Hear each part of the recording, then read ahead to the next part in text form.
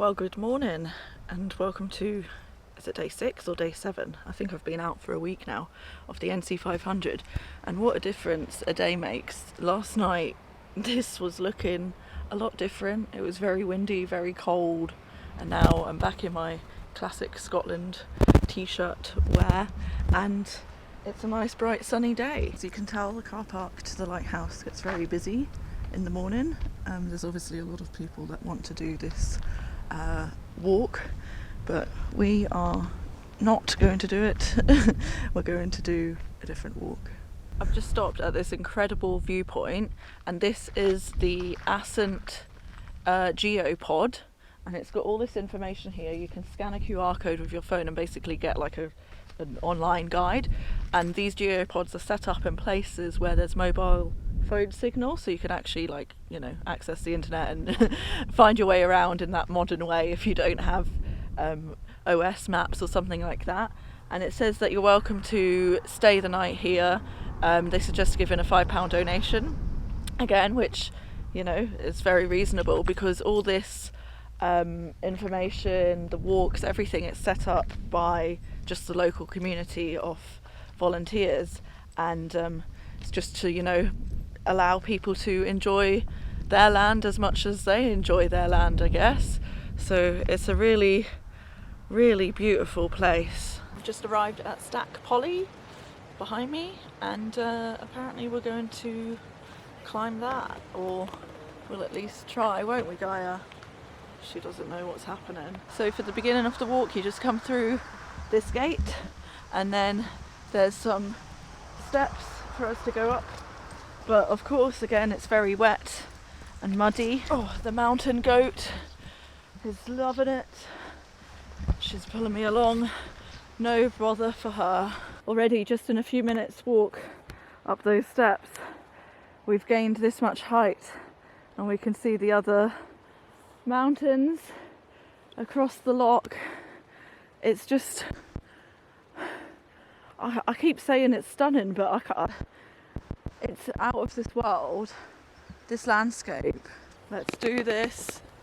I mean, I'm gonna cry. It's just so beautiful. Whew. Go on, mountain goat, pull me up. She's gonna bloody pull me down here though later on. Oh, what a convenient path. Whoosh. I feel like I've been bitten. Oh Jesus, I feel like I've been bitten on the face by something. Gaia just tried to jump over this little stream and then I catapulted her back. There's just trickles of water the whole way down these steps. So yeah, I do recommend walking boots, preferably waterproof ones. Mine are not, but hey ho, here we go. Of course, as soon as you get moving, you get very warm. So the coat has come off. The sun is starting to break through the clouds. I can feel it. I can see it. Oh, I've got a shadow. Not Gaia, but an actual shadow. And yeah, we're already quite high. It doesn't look too far now. Kind of. Almost there, she said. She being me. Almost there. Still as far away as it was 10 minutes ago. Oh God. It's very steep, but the path is relatively easy to walk on. It's just very steep. Oh, I can't breathe. We are now at the steepest bit, I think. It's very, very, very steep all the way up there. But we're almost there. I feel like I've been saying that for an hour. Oh God, but we are almost there now. Come on, Gaia. I can do this. It appears now that the path is just a scramble between these rocks.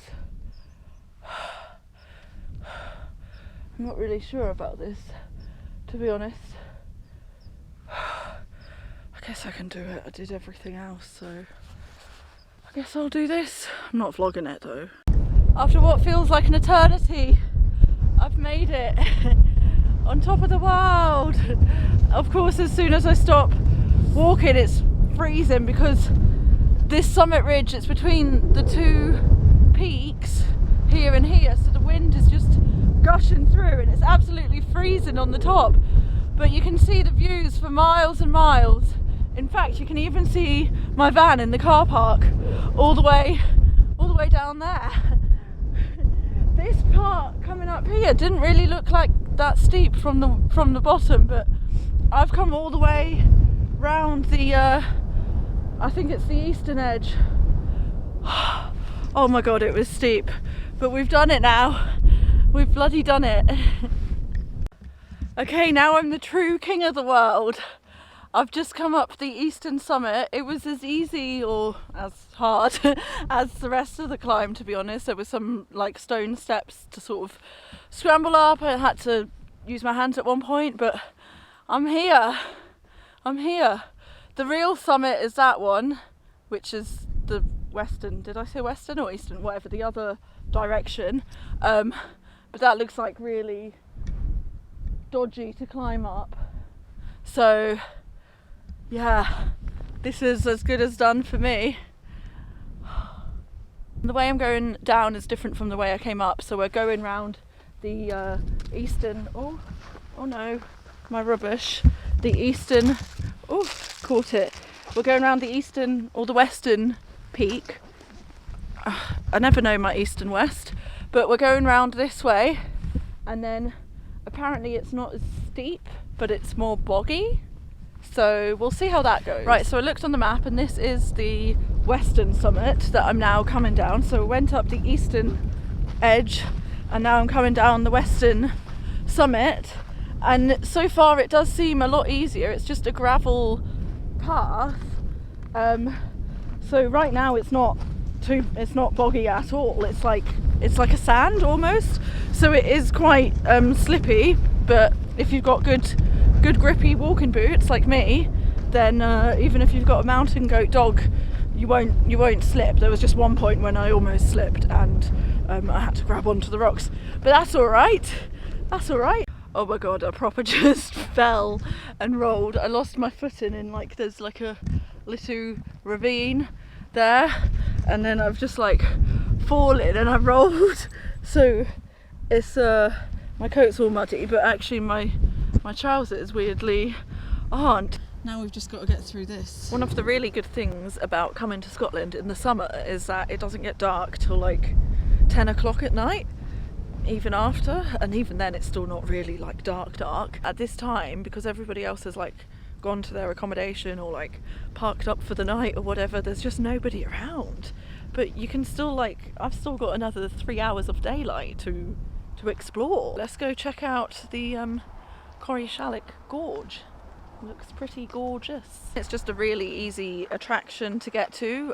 There's just one gate and then this sort of semi-paved gravel path. Like I think you could probably even come down here with a wheelchair or a pushchair, compared to some of the other places which weren't like fully accessible for everybody. But this one seems to be, yeah, quite a nice sturdy path. The main attraction in the Corrieshalloch Gorge is of course the waterfalls over there. However, it's a bit awkward to view because there's this suspension bridge that I'm currently on now, and the falls are like directly below. So from this viewpoint you can't really see them so much because we're above them. We've now come onto the viewing platform. Even Gaia has braved it, even though there's, you know, it's one of those metal grates. And the view from here is obviously a lot better than if you're on the suspension bridge there, because you can actually see it more. I don't think there's any real way of getting down into the gorge to see it from the bottom, but it looks bloody fantastic.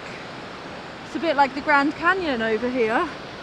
If you just want to see a waterfall without particularly getting muddy or walking for an hour, then definitely come and check out This one. Well friends, we've arrived at our final spot for today. This beautiful spot next to the shores of Loch MAREE, and it's going to be a good night from me and good night from Gaia if she ever settles down. I thought she'd be so tired after Stac Polly, but apparently not. So I'll leave you with the views, and as always, thank you for watching. Good night. Bye.